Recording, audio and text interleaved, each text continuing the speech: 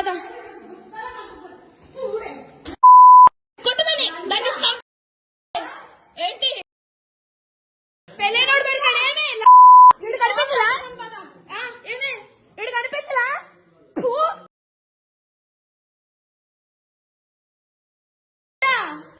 ఈశ్వర్ సాయి, మాధురి రాథోడ్ అన్న వాళ్ళు ఇద్దరు కూడా ఫోక్ సాంగ్స్లో ఒక డాన్సర్లుగా చాలా ఫేమస్. వీళ్ళకి ఫాలోవర్స్ ఉన్నారు.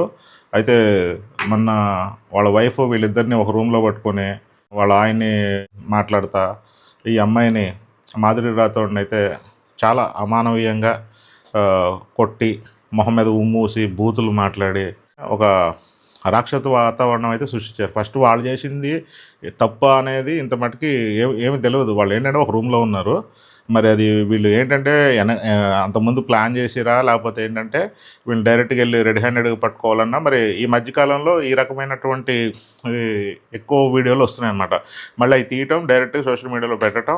ఫస్ట్ ఆఫ్ ఆల్ ఏంటంటే ఇలాంటివి ఏమైనా జరిగినప్పుడు ఫస్ట్ పక్కన కన్సర్న్ పోలీస్ స్టేషన్లో వాళ్ళకి ఇన్ఫర్మేషన్ ఇచ్చి పోలీసులని ఫస్ట్ ఉండాలి అక్కడ జరిగినటువంటి ఘటన దగ్గర. వీళ్ళే డైరెక్ట్గా వెళ్ళి చేతికి వచ్చినట్టు కొట్టడం, బూతులు తిట్టడం, మళ్ళీ ఆ పిచ్చి పిచ్చి వీడియోలన్నీ తీసుకొచ్చేసి సోషల్ మీడియాలో పోస్ట్ చేయటం.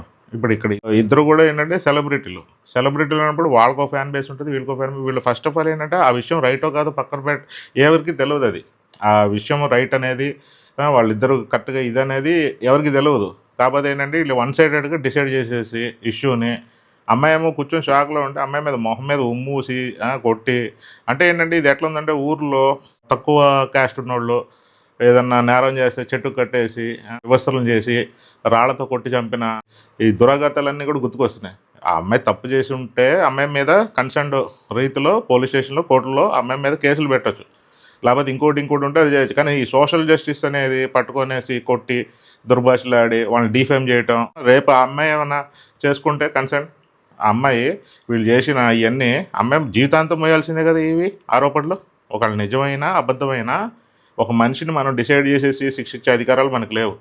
అదే ఆ పిల్ల ఒక బాగా ఉన్నత స్థాయికి చెంది అగ్రకుల వర్ణానికి చెంది ఉంటే అప్పుడు కూడా ఇలా బిహేవ్ చేసేవాళ్ళ.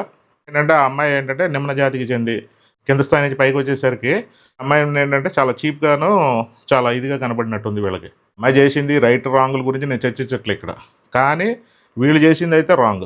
ఎందుకంటే ఆ రకంగా ఆ విధంగా చేయకూడదు. ఫ్యూచర్లో కూడా ఇలాంటివి జరగకుండా గవర్నమెంట్ పటిష్టమైన చర్యలు తీసుకోవాలి ఈ విధమైనటువంటి వీడియోల మీద, సోషల్ మీడియాలో వీటిని పోస్ట్ చేయడం మీద.